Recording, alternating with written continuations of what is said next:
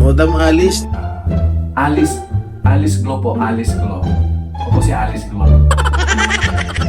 di ba tinanong ko sa'yo, meron ka bang karelasyon na politiko, Opo. congressman? Opo. Di ba tinanong ko sa'yo, may karelasyon ka ba? Wala po.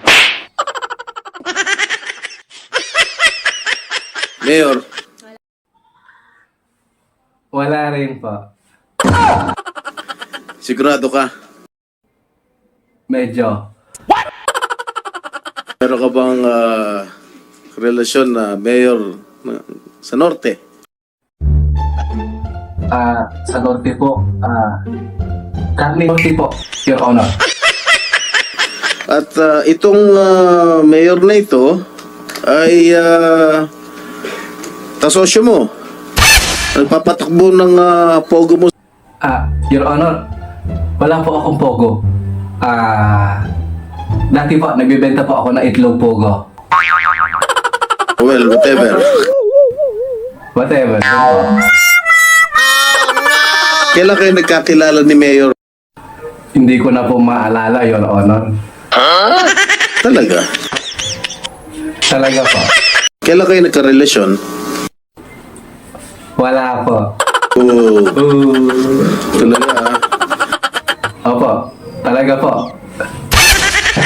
Ano, how do you describe your relationship with Mayor?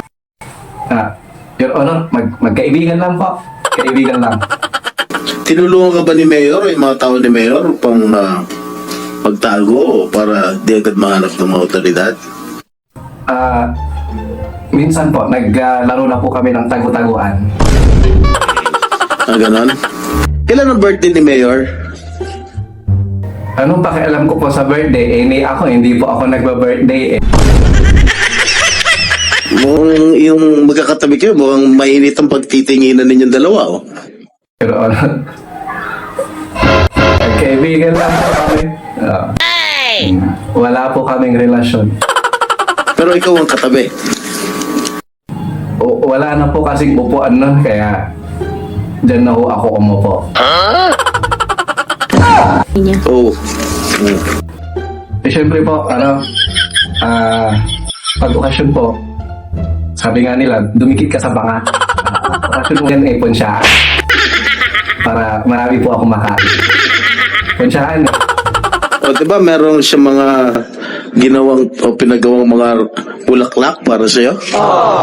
Bulaklak po yun ang kalabasa, Your Honor. Tapos tinanggap mo. Oh.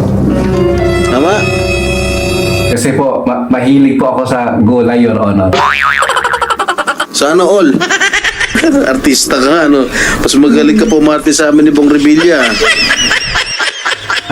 Hindi po ako marunong umarte. Natural ko po ito, Your Honor.